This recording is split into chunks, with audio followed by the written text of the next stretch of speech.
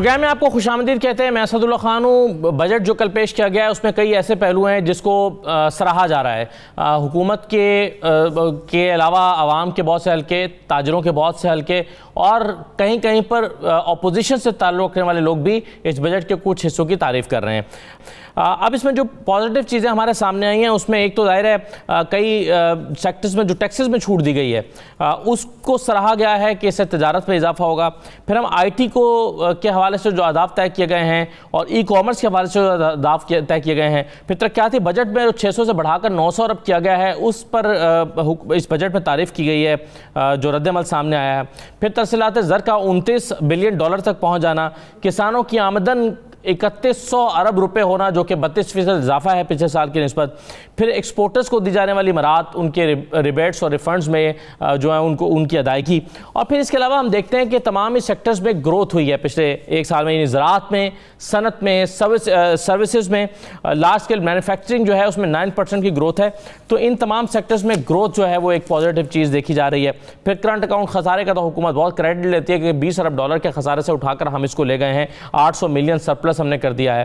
फिर दरामदात को कम करके एक्सपोर्ट्स को बढ़ाने के लिए जो पॉलिसी बनाई है। तो ये कुछ ऐसे पहलू हैं जिस पर इस बजट की तारीफ़ की जा रही है। लेकिन इसके बावजूद अपोजिशन की तरफ से तहफ़्फ़ुज़ात का इजहार भी किया गया है। उसको कहा गया कि ये गरीब दोस्त बजट नहीं है।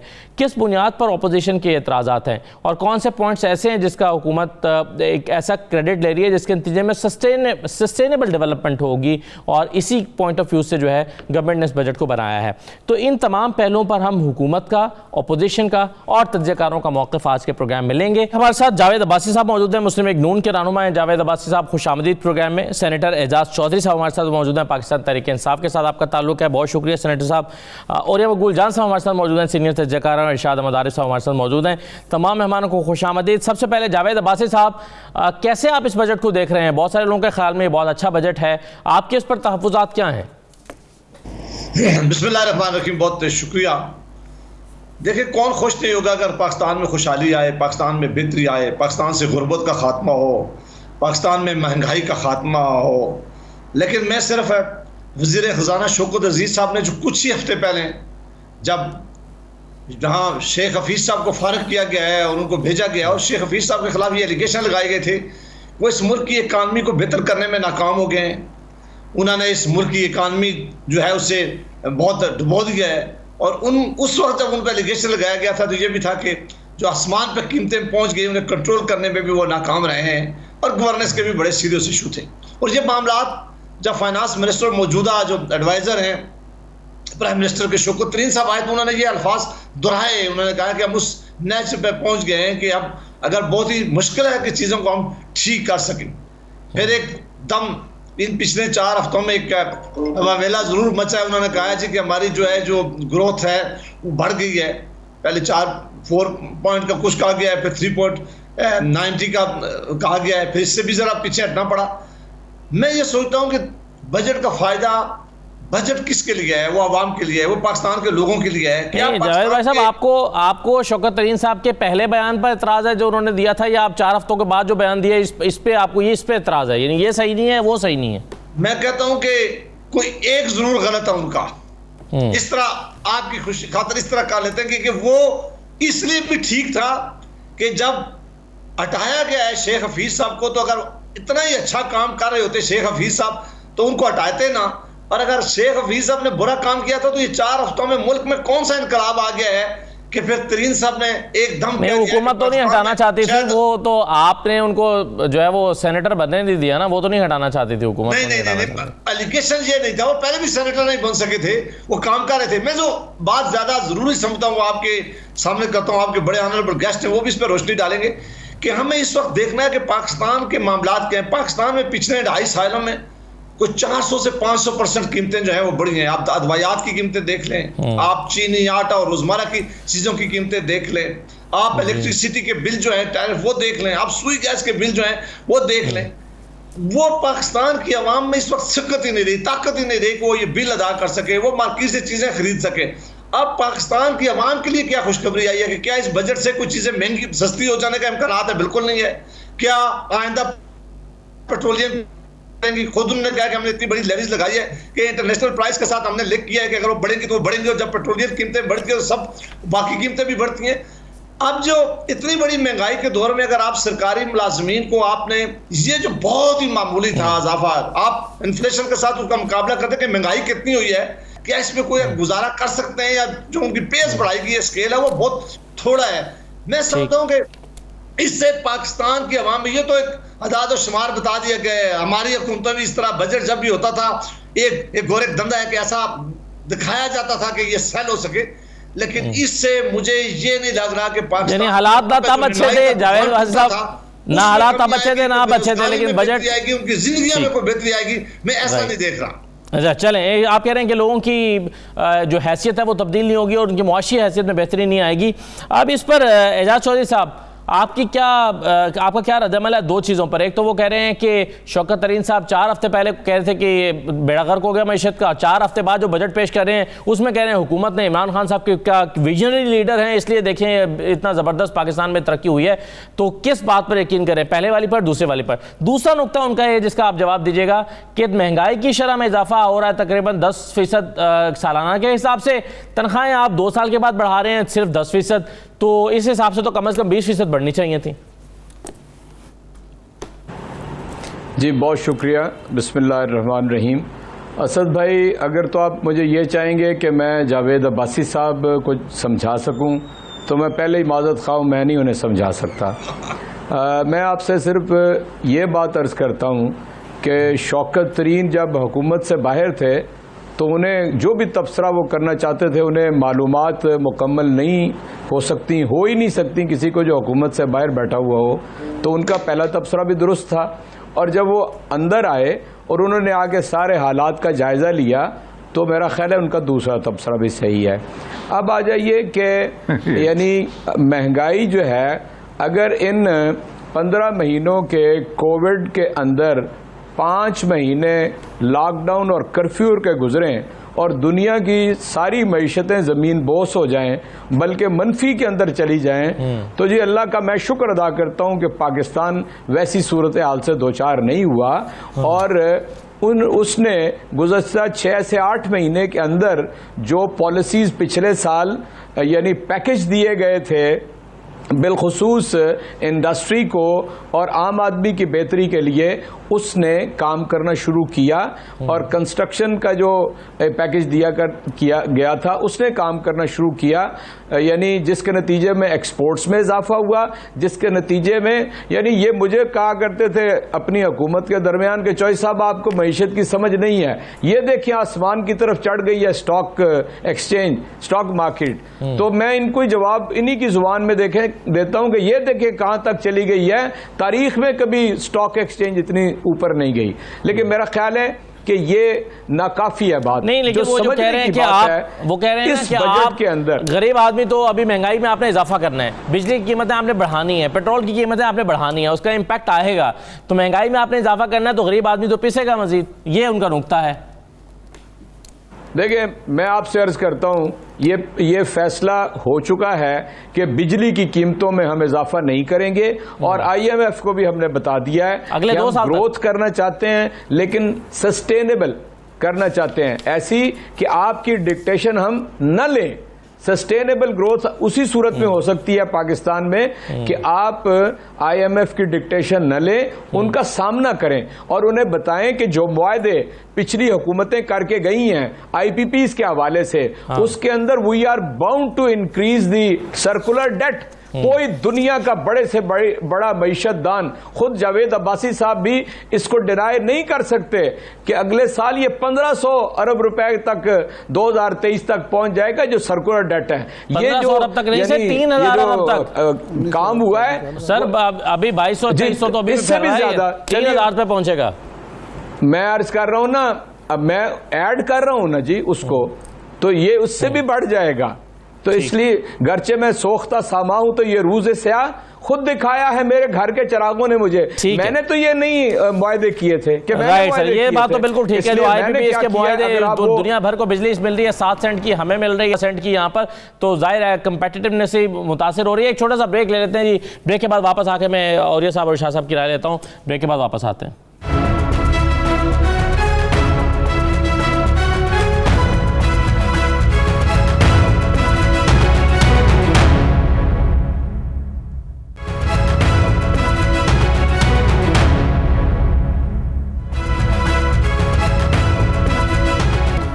दोबारा खुशामदीद कहते हैं। एक नुक्ते पर आकर हम शाह साहब अटक जाते हैं कि गरीब के लिए इसमें कुछ है या नहीं बजट पर, और जाहिर है ये इंपॉर्टेंट नुक्ता है भी कि गरीब को फ़ायदा होगा या नुकसान होगा। तो आप इसको मजमूई तौर पर कैसे देखते हैं कि इसमें गरीबों के लिए क्या रखा गया? अगर हम देख रहे हैं एक्सपोर्ट्स बढ़ाने की कोशिश कर रही है, एक्सपोर्ट्स को GDP के 8% की बजाय 20% पर ले जाने का इरादा, और सस्टेनेबल ग्रोथ वो दिखाना चाहते हैं। शाह साहब देखिए जी, दो तरीके हैं गरीब आदमी के मसाइल हल करने के।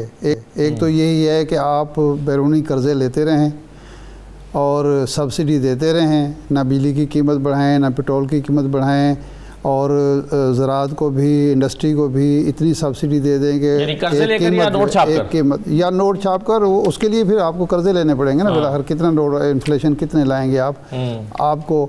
क्योंकि देखें, ये जो तरीक़ाकार था सब्सिडी का या रियासती वसाइल से आम आदमी को सहूलतें फराहम करने का, वो रूस में नाकाम हुआ, चीन में नाकाम हुआ। तो साबित ये हुआ कि जी आम आदमी की आपने आमदनी बढ़ानी है, क़ुव्वत ख़रीद बढ़ानी है, और वो उस सूरत में बढ़ सकती है कि आप रोज़गार के मौक़े भी पैदा करें, उसकी कैपेसिटी बिल्डिंग भी करें कि वो ख़ुद अहल हो कि वो ज़्यादा से ज़्यादा कमा सके। उसको तालीम दें, उसको सेहत हो, उसको हुनर सिखाएं, और उसके नतीजे में वो अपनी आमदनी ख़ुद बढ़ा सके, और जो उसकी मेहनत का फल जो है वो रियासत भी खाए, उसका वो ख़ुद भी खाए, उसका ख़ानदान भी खाए। ये एक तरीका है जो एक लॉजिकल तरीका है, मंतकी तरीका है, फितरी तरीका है, जिसकी बुनियाद पर दुनिया में तरक्की हो रही है। इस बजट में हमें नज़र ये आता है कि इसकी कोशिश हुई है। ये नहीं है कि इसके फ़वायद फ़ौरी तौर पर आएंगे। जितने माहिरीन से बात हुई है वो यही कहते हैं कि एक बुनियाद रखी गई है, एक ट्रैक पर इकॉनमी को लाने की कोशिश की गई है कि आप सब्सिडीज़ से निजात हासिल करें। आप जो मसनूई तरीके हैं कि आपने डॉलर को अगर मुस्तहकम रखना है, कीमत रखनी है, तो 22 अरब डॉलर 4-4.5 साल में आप मार्केट में फेंक दें और रुपए को मुस्तहकम रख लें, लेकिन एक्सपोर्ट का बेड़ा गर्क कर दें। 25 करोड़ की एक्सपोर्ट जो है, 25 अरब डॉलर की एक्सपोर्ट जो है 20 अरब पे या 21 अरब पे वापस आ जाए। एक्सपोर्ट आप बढ़ाएंगे, आपकी आमदनी बढ़ेगी। आप टैक्स का दायरा वसी करेंगे, आपकी आमदनी बढ़ेगी। आप लोगों की क़ुव्वत, लोगों के कैपेसिटी बिल्डिंग करेंगे, तालीम के ज़रिए, सेहत के लिए, हुनरमंदी के ज़रिए आपकी आमदनी बढ़ेगी। तो ये तकरीबन इक़दामात करने की कोशिश की गई है जी। पहली कोशिश है, ज़ाहिर बात है कि आखिरी कोशिश नहीं है, और इसकी कामयाबी का दारो मदार इस पर है कि कौम भी इसके लिए तैयार हो। क्योंकि हमें पिछले 40 साल में आदत डाल दी गई, बल्कि 50 साल में कहना चाहिए, आदत डाल दी गई है इस कौम को मुफ्त खोरी की। बल्कि मैं तो हराम खोरी का लफ्ज़ भी इस्तेमाल करूँगा कि आप काम करें ना करें, आपको फैक्ट्री से, यानी 4 साल से बंद पड़ी हुई है मिल, स्टील मिल बंद पड़ी है, और आप उनको तनख्वाहें दिए जा रहे हैं, आप पैकेज दिए जा रहे हैं। PIA का बेड़ा गर्क कर दिया, रेलवे का बेड़ा गर्क कर दिया। ये काम अब चलने वाला नहीं है। आप कितना पैसा झोंकेंगे इसमें?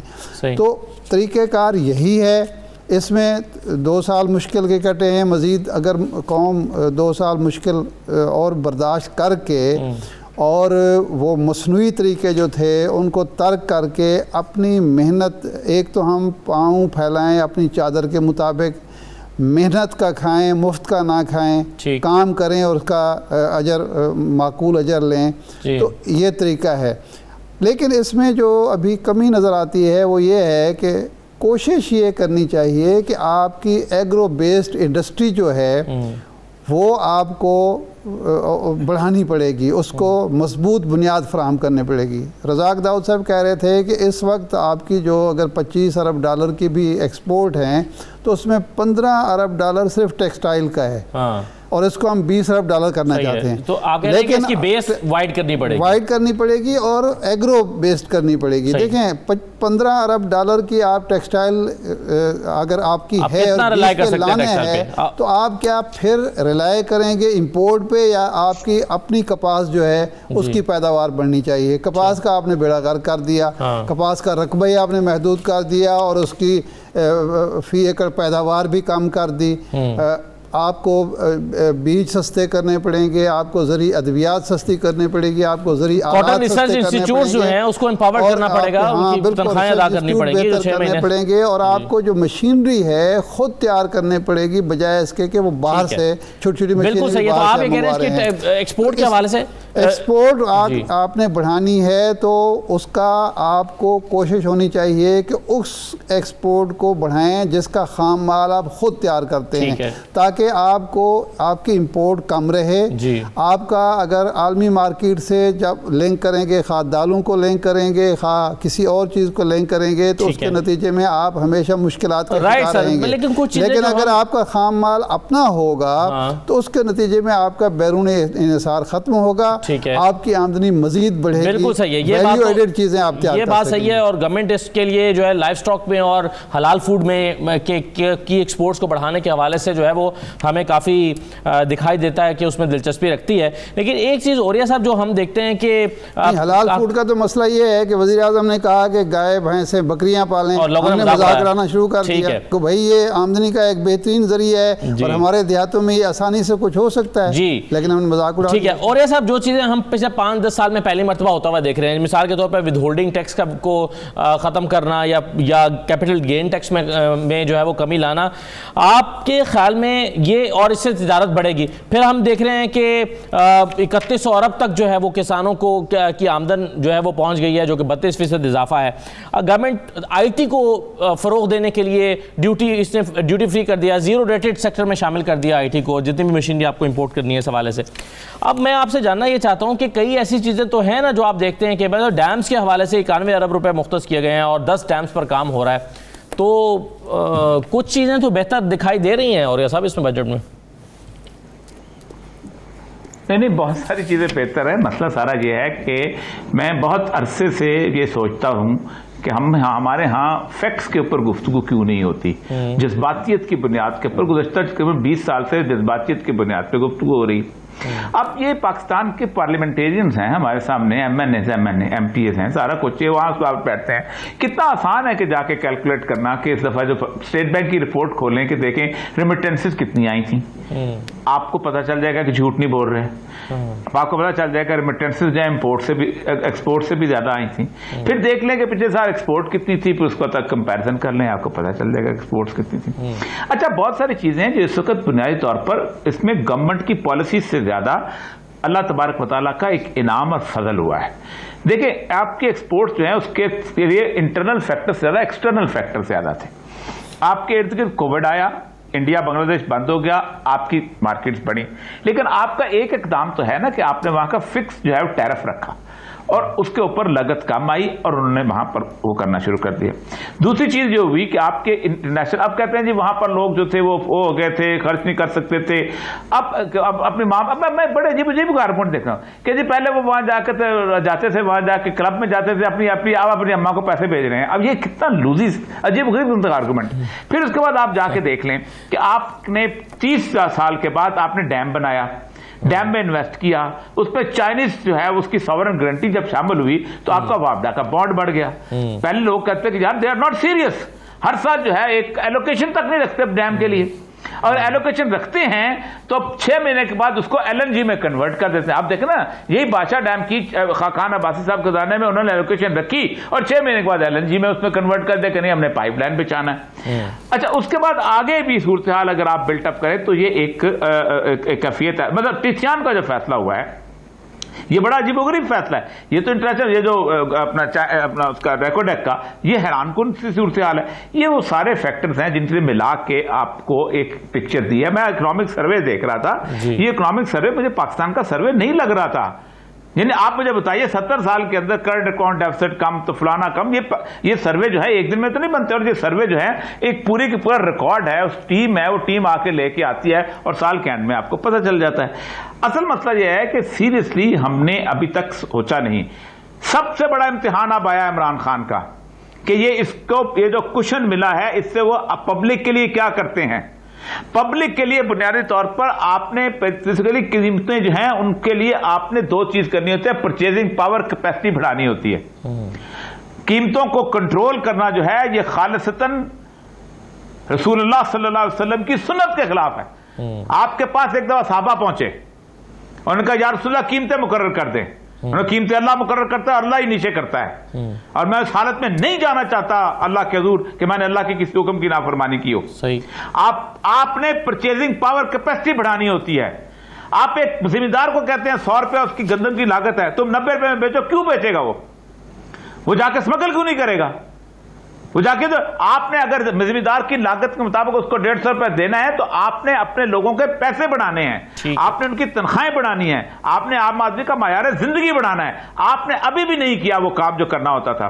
और अब एजाज चौधरी साहब बैठे हुए हैं, कल मैं बजट में डिस्कस कर रहा था, एक नई चीज मुझे नजर आई है जो इनकी थोड़ी सी नेगेटिव बात भी कर लूं, कि पहली दफा हुआ है कि 140 के 43 रुपए जो हैं वो उन्होंने सीबीआर में सब्सिडी के वो रखे हैं। ये सीबीआर कहां से सब्सिडी में आ गया कि जो उन्होंने रिफंड देना है? सीबीआर तो पैसे कमाता है और वो समझ, ये कहां से आ गया, ये मुझे आज तक समझ नहीं आई। और ये देखें, इतने बड़े हमारे, वो कल से सोच रहा था किसी ने टॉक शो में इसका जिक्र किया होगा। इसका मतलब यह है कि कहीं ना कहीं कोई ना कोई ऐसा गैप है जो इसके अंदर रखा गया है। फिर उसके साथ साथ ये जो तकरीबन ये जो उन्होंने बात की है सर्कुलर डेट की, मैं आज भी, मैं सामने मेरे हाथ में वो डॉक्यूमेंट्स पड़े हुए हैं, आप हैरान होंगे कि कई दफा कहा है कि यार थोड़ी सी हिम्मत दिखाओ। ऑल एग्रीमेंट्स, दुनिया पूरी, ये बंदा जो है, ये जो committee for the abolition of the debt वाला बंदा है, ये इतने बड़ी काम किए हुए हैं दुनिया के मुल्कों के अंदर कि जहां आपने गलत एग्रीमेंट्स किए हैं, जहां आपने गलत एग्रीमेंट किए हैं, आपने उसको चैलेंज किया। दुनिया का कोई एग्रीमेंट ऐसा नहीं है जिसके पीछे बदयांती आप साबित कर दें।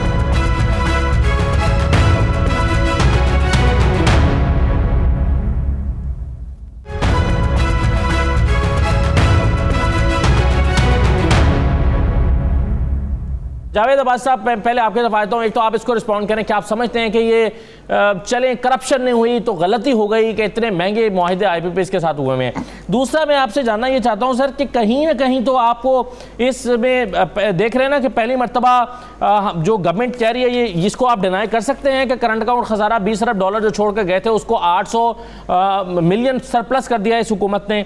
किसानों की आमदन 3100 अरब रुपया हुई है, तफसीलात रिकॉर्ड 29 मिलियन तक हो गई हैं, $29 बिलियन तक हो गई हैं। तो क्या आप इन जो फैक्ट्स हैं इसको तो डिनाई नहीं कर सकते ना? एक्सपोर्ट्स बढ़ी हैं तो इस बुनियाद पर तो आप कुछ ना कुछ तारीफ करेंगे हुकूमत की।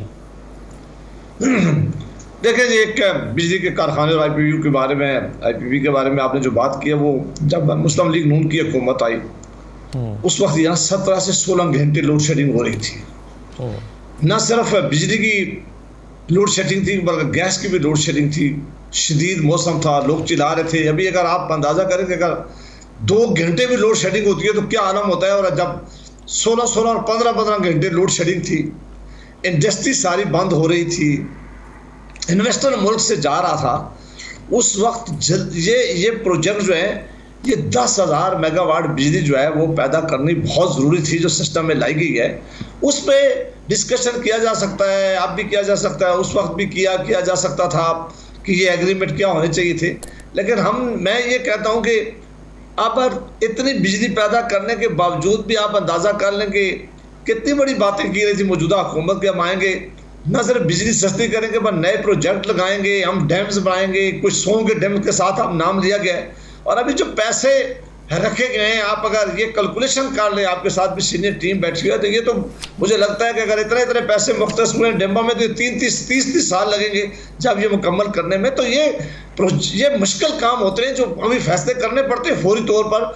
कि अब फैसले क्यों करने पड़ते हैं कि आवाम की जिंदगी जो है उसको मुश्किलात से निकालने की कोशिश करते हैं। वो मुआहिदे सस्ते भी हो सकते हैं ना, अगर जल्दबाजी में करें या अगर हम कौम को जरूरत है तो ये क्या जरूरी है कि जी चूंकि हमें जरूरत है इसलिए महंगे मुआहिदे ही होंगे तो मसला हल होगा? नहीं, हमें नहीं जरूरत है। ये होना ये चाहिए था कि बिजली के कारखाने साथ साथ लगने रहने चाहिए थे पिछली हुकूमतों में, ताकि इतनी बड़ी लोड शेडिंग इस मुल्क के लिए ना होती। अगर आप इस मुल्क को अंधेरा में छोड़ देते, आप इस मुल्क की इंडस्ट्री बंद हो जाती मुकम्मल तौर पर, और इस सारे लोग गर्मी और इस मौसम में बच्चे स्कूलों में भी ना जा सकते, तो ये महंगे मुआहिदों के जस्टिफिकेशन तो नहीं हो सकती ना? फैसला करती है, इसमें डिस्कशन किया जा सकता है। किसी वक्त एक प्रोग्राम रखेंगे, इसमें डिस्कशन किया जा सकता है कि ये मायदे ठीक थे, ये गलत थे, और फिर बात की जा सकती है। ये हमारे यहाँ एक रवायत है कि हर चीज को उसके 2 तरीके हैं देखने के। एक कोई कहता है कि ये बहुत अच्छे है और कोई दूसरा कहता है कि नहीं अच्छे, इस पर डिस्कशन की जा सकती है।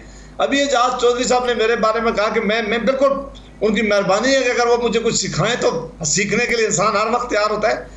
मेरा कहने का मकसद ये था कि हम सारे बजट इसलिए बनाते हैं, बजट आता है इसलिए कि क्या पाकिस्तान के कॉमन मैन को फायदा पहुंचेगा। ये जावेद भाई साहब, जिस गरीब के लिए आज आप आवाज उठा रहे हैं, इस गरीब के लिए आपने काम क्यों नहीं किया पिछले सालों में, पिछले 30 सालों में? हमारे वक्त में आप फिक्र नहीं निकालते और आप फिक्र निकालें, अल्लाह के फजल से 5 सालों में किसी चीज़ की कीमत नहीं बनने दी गई है पाकिस्तान में। पाकिस्तान में आप इलेक्ट्रिसिटी की प्राइसेस वक्त देख लें, गैस की प्राइसेस देख लें, रोज़मर्रा की कीमतें देख लें।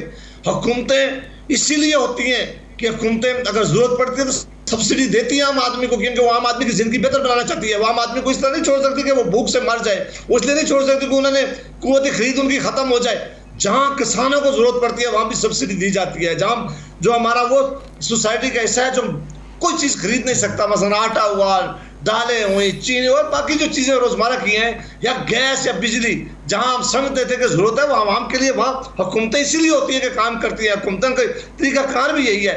उस वक्त की प्राइसेस आप देख रहे हैं। मैं सिर्फ इतना फिक्र बता देता हूँ एजाज चौधरी साहब से रिक्वेस्ट के साथ कि अगर आपकी बहुत अच्छी इकानमी है, ग्रोथ बहुत अच्छी हो गई है, सारे इंडिकेटर बहुत बेहतर है, तो जो 2018 में जहाँ प्राइसेस थी उससे थोड़ी चीज अगर भी ज्यादा हो जाती, 10%, 20%, तो फिर भी हम कह सकते थे कि आपकी इकानमी बेहतर है।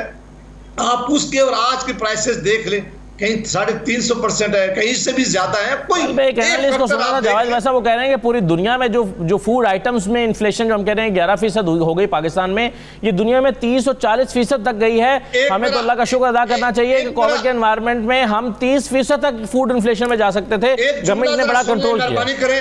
ये मैं नहीं कह रहा, ये शौकत तरीन साहब 4 हफ्ते पहले कह रहे थे कि IMF के साथ हफीज शेख और इस हुकूमत के मायदे गलत हुए हैं, इन्होंने उनकी डिक्टेशन ली है, ऐसे एग्रीमेंट इन्होंने उनके साथ किया है जिससे चीजें बहुत ज्यादा महंगी करनी पड़ी थी जो नहीं करनी चाहिए थी। उन्होंने कहा कि IMF के कहने पे इन्होंने कीमतें बढ़ाई हैं, बिजली की, गैस की और बाकी कीमतें बढ़ी हैं। लिहाजा अगर ये काम हुकूमत ना करती तो आम आदमी की जिंदगी आज बहुत आसान होती। जी एजाज चौधरी साहब, ये 3 साल 4 हफ्ते पहले कहा है, तो मेहरबानी करके उनकी बात तो मान लें, अगर हमारी बात नहीं मानते तो। जी मैं जो बातों का जवाब देने में वक्त ज़ाया नहीं करूंगा सवाए एक बात के। मैं सिविल इंजीनियर हूं और मैंने इंजीनियरिंग की थी 1980 में, और मेरी पहली नौकरी कालाबाग डैम प्रोजेक्ट के सामने हुई थी। मुझे ये बताइए, कालाबाग ना सही कि इसलिए सियासी तौर पे उस पर इत्तफाक राय नहीं हो सका, पिछले 51 बरस के अंदर इस बागो बहार मुल्क के अंदर जिसका इंग्रेडिएंट और जो स्लोप है दुनिया की बेहतरीन है, इसमें एक भी पन बिजली का मंसूबा आप ना लगा सकें, एक बर्तन भी आप पानी के जखीरे का ना बना सकें, कौन जिम्मेदार है? ये 2.5 बरस की PTI की गवर्नमेंट। मैं ये कहा करता हूं, मैंने फ्लोर ऑफ द हाउस ये बात कही, ये सारे हुक्मरान इन अल्लाह पकड़े जाएंगे जिन्होंने पाकिस्तान के जो वो अल्लाह के दिए हुए वसाइल हैं उनको इन्होंने इस्तेमाल नहीं किया। मुझे ये बताएं 51 बरस के अंदर कोई एक डैम बना देते? इसलिए मैं नहीं समझता कि ये जराइम पेशा नहीं है। इन्होंने मुजरिमाना किरदार, गफलत बरती। ये सिर्फ बिजली का सिर्फ एक मैं और पानी का 1-2 इश्यूज आपको कहता हूं, बाकी मैं आना चाहता हूं इसके ऊपर। ये जरा थोड़ा सा समझने की बात है कि आम आदमी और निचला तबका, गरीब आदमी, हमने वो तर्क कर दी है पॉलिसी कि अमीर के मुंह से कोई बुरकी, कोई लुकमा, कोई टुकड़ा रोटी का गिरेगा तो गरीब खाएगा। ये पॉलिसी तर्क कर दी। हमने क्या किया? हमने ये किया कि 40 लाख घरों के अंदर 5 लाख रुपया बिला सूद कर्जा, ठीक है, वो अपनी खेती बाड़ी करे, वो इनका मजाक हम सह लेंगे, वो एक गाय रखे, वो एक भैंस रखे, 5 बकरियां रखे, कोई और जो है घर का काम खवातीन कर लें। खवातीन के लिए मैं एक मुजफ्फरगढ़ की मिसाल देता हूं, 1,12,000 घरों के अंदर खवातीन को एहसास प्रोग्राम के तहत कारोबार कराया गया है। ये रोज ताना देते हैं कि आप लोगों को भीख मंगा समझ रहे हैं। एहसास प्रोग्राम का 260 अरब रुपया गरीबों में बांटने के लिए नहीं है, 270 इंस्ट्रूमेंट्स हैं उसके जो सब कारोबार करवा रहे हैं। छोटा कारोबार फार्मर को कहा है कि आड़ती के जुल्म से बचो, ये 1.5 लाख रुपया एक दफा लो, इसको वापस करो, 1.5 लाख रुपया दूसरी दफा लो। 70,000 रुपए जो 2 सर ये तो आपने इसी नियत से दिया है एजाज साहब, लेकिन मसला ये है कि वो जो मुर्गी पाल स्कीम आपने लाए थे वो 1100 रुपए की आप 5 मुर्गियां देते हैं, एक मुर्गा और पता नहीं 4-5 मुर्गियां, वो लोग लेते हैं और खा जाते हैं और फिर अगली लॉट आती है तो दोबारा ले लेते हैं और फिर खा जाते हैं। तो और ये इसकी मॉनिटरिंग का कोई निजाम आपके पास मौजूद नहीं है। स्कीम अच्छी है लेकिन उसका इम्पैक्ट भी तो देखें ना क्या आ रहा है। आपने जी असद भाई मेरी गुजारिश सुन लें, आपने हमारे कौम का एक अमूमी अखलाक के ऊपर मुझे मुतवज्जो कर दिया है, लेकिन मैं आपसे अर्ज करता हूँ ये मुआशरा मिले जुले अफराद से है। बहुत अच्छे लोग भी मौजूद हैं जिनको भैंस गाय और 4-5 बकरियां मिल गई हैं ना, उन्होंने अपनी जिंदगी का पहिया चलाना शुरू कर दिया है। आप मुझे ये बताएं, ये कोई मोजज़ा है? अल्लाह ताला का ये एहसान है। पिछले 2.25 साल के अगर कोई एक फार्मर आप मुझे पंजाब में ढूंढ दें जिसे उसके फसल का मुनाफा ना हुआ हो, मैं जी मुजरिम, एक काश्तकार ढूंढ दें। आपने देखा नहीं सैलरीड क्लास का एक बड़ा सर 1100 अरब रुपया किसानों को मिले, 3100 रुपए की आमदन हो गई, जो कमियां मैंने 25 बरस,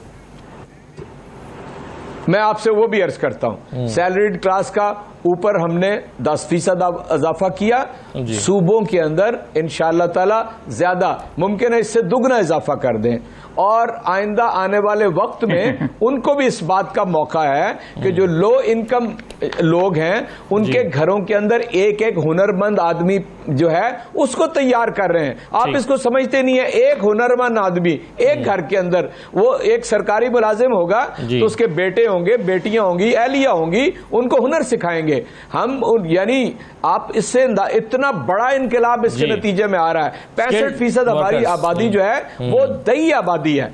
एक नुक्ता और सुन लें, SME आज से अगर मुझे याद पड़ता है कि 20 साल पहले या 22 साल पहले इसका आगाज हुआ था, 17% उसका हिस्सा था, अब वो कम होते होते 6%। हमने पूरी तवज्जो SME की तरफ दे दी है, स्मॉल एंड मीडियम उसकी तरफ, ठीक है ना। उसके नतीजे में हमने उसको अमेज़न से कनेक्ट कर दिया है। अब पाकिस्तानी कौम का इम्तिहान शुरू हो गया है कारोबारी बरादरी का। वहां पर इंटरनेशनल मार्केट में आपका दाखला आसान हो गया, अब क्वालिटी बना के बेचेंगे। ये इंपॉर्टेंट पॉइंट है सर, ये पॉइंट मिलेगी।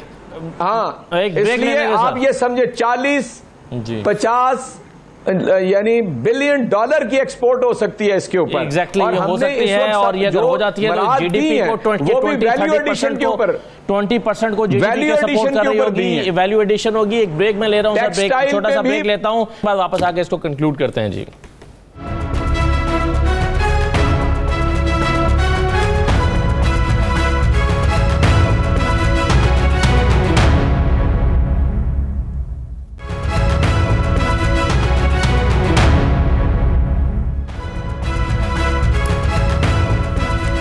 दोबारा आपको खुशामदीद कहते हैं। औरिया साहब, अक्सर हम देखते हैं कि हुकूमत इस तरह का आखिरी 2 सालों में खासतौर पर बजट लेकर आती हैं कि जिसका मुल्क को तो शायद लॉन्ग टर्म में ज़्यादा फ़ायदा ना हो, लेकिन इलेक्शन जीतने में उनको फ़ायदा हो, या इलेक्शन को पॉइंट ऑफ व्यू से वो बजट आते हैं। अब आपको ये सस्टेनेबल पॉलिसीज़ नज़र आ रही हैं इस बजट में जो हुकूमत लेकर आई है, और लॉन्ग टर्म फ़ायदे की बात देखते हैं औरिया साहब? देखिए, काफ़ी सारी चीज़ें सस्टेनेबल हैं। 2-3 चीज़ें ऐसी हैं कि जो कि वाकई बेहतर हो गए, तो ये तो नज़र आ रहा है। एक तो ये है कि उन्होंने जो एलोकेशन रखी हैं उसकी बजट के अंदर अपना रिलीफ की, वो बहुत इंपॉर्टेंट हैं, और वो ही असल में आगे जाके इनको लेके जाएंगी। और SME की जो बात कर रहे थे, ये सबसे बेहतर बात है, क्योंकि इस SME जो है ना, ये बेसिकली बैकबोन होती है। आप जापानीज इकॉनमी देख लें, आप दुनिया की कोई इकॉनमी देख लें, सारी की सारी इकॉनमी जो SME बनती है। हमारा मसला पता है क्या रहा है? हमने आज तक एशियन बेस्ट जो है ना उसको चले, बड़ी फैक्ट्री लगानी है, बड़ा टोयोटा को लेके आना है, फलाने को लेके आना है, इसको करना है, डैम भी बड़े से बड़ा बनाना है, छोटे चेक डैम है। SMEs के रुझान जो है ये पाकिस्तान की इकॉनमी को ये बहुत बड़ा स्टेप है। देखें लेकिन कहां तक कर पाते हैं। और दूसरा जो है वो जो है कि ये कर्जों का और आम आदमी तक रिलीफ का। अगर गांव के एक आदमी को, क्योंकि गांव की जो इकॉनमी होती है सस्टेनेबल, अगर उसको थोड़ा सा पैसा मिल जाए जो कि उसको, क्योंकि उसको तो ना तो गंदम खरीदनी पड़ती है, ना चावल खरीदना पड़ता है, ना सब्जियां खरीदनी पड़ती हैं, ना दूध खरीदना पड़ता है उसको पार्टर में मोची से जूते भी मिल जाते हैं, कपड़ा मिलता है, उसको कहीं ना कहीं थोड़ा बहुत अपने जो कंफर्टेबल लाइफ के लिए बाजार से कोई ना कोई चीज़ खरीदनी पड़ती है। और अगर वो ये मुर्गी, अंडे, अपना भैंस का गोश्त, दूध और जो चीज़ें, मक्खन वगैरह चीज़ों से अगर वो उसकी इकॉनमी बिल्ट होती है, जो कि बाकी दुनिया में पूरे के पूरे लैटिन अमेरिका में हुई है, और जिसमें बिल गेट्स की बेसिक इशू यही था कि अगर अफ्रीका के अंदर ये कर दिया जाए तो अफ्रीका जो है वो खुशहाल हो जाता है। तो अगर यही हो जाता है, अगर ये कर जाते हैं, मैंने कहा ना ये इम्तिहान है, इतना पैसा मिला है, ये इम्तिहान है, और ये पैसा जो है अल्लाह ताला की तरफ से कोई बस हो गया है, एक जैसे कहते हैं फ्लूक लग गया है, और वो पता नहीं क्यों अल्लाह ताला मेहरबान हो गया है, इम्तिहान में डाल दिया है। अब इस इम्तिहान में देखते हैं कि इस साल के अंदर ये कैसे कामयाब हो जाते हैं। बिल्कुल सही है। अच्छा, लेकिन अब दो तीन चीज़ें बड़ी ट्रिकी सी हैं इरशाद साहब। वो ये है कि एक तो ज़ाहिर है गवर्नमेंट अगर आज ऐसे इनिशिएटिव ले रही है जिसके नतीजे 5 साल के बाद इफेक्ट्स पाकिस्तान के ऊपर बड़े ही मुस्बत पड़ेंगे, तो आम आदमी उसको नहीं देखेगा। आम आदमी क्या देखेगा? IMF की शिकायत की वजह से अगर हुकूमत बिजली की कीमतें बढ़ाती है, जो कि वक्ती फ़िलहाल नहीं बढ़ा रही, लेकिन अपोजिशन कह रही है कि इन्होंने आगे जाके बढ़ानी पड़ेंगी आपने अगर IMF से तीसरी किस्त लेनी है तो। इसके अलावा आपको जो है वो पेट्रोलियम लेवी में इजाफा करना है, पेट्रोल की कीमतें बढ़ेंगी, आज वज़ीर ख़जाना ने भी कहा है, उसका एक इम्पैक्ट आएगा। तो गवर्नमेंट के आवाम ने जो है वो इन चीज़ों को देखना है, वो लॉन्ग टर्म में जाने वाली चीज़ें अनफॉर्चुनेटली लोग नहीं देखते। तो गवर्नमेंट इसको कैसे टैकल करेगी?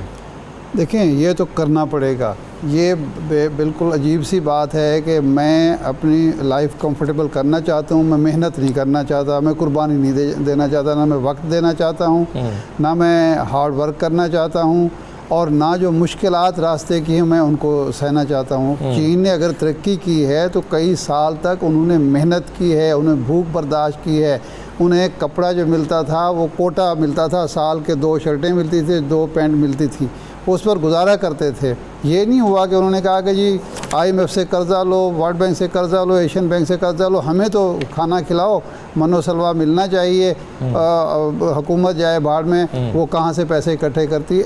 ना कोरिया ने ऐसे तरक्की की है, ना मलेशिया ने ऐसी तरक्की की है, ना अर्दवान ने आके दूध शहर की जो नहरें बहाई हैं, या 1 लीरा जो एक रोटी लेने के लिए भी आपको कई 100 लीरा चाहिए होता था, उसको अगर बेहतर किया है। तो मेहनत की है, लोगों ने कुर्बानी दी है, इसार किया है, सब्र किया है, बर्दाश्त से काम लिया है, ये तो करना पड़ेगा। हमारे यहाँ क्या होता है, जावेद अब्बासी साहब बड़ी अच्छी बात कर रहे थे कि जनाब वाला उस वक्त 12-12 घंटे 14-14 घंटे की लोड शेडिंग हो रही थी, तो हम क्या करते?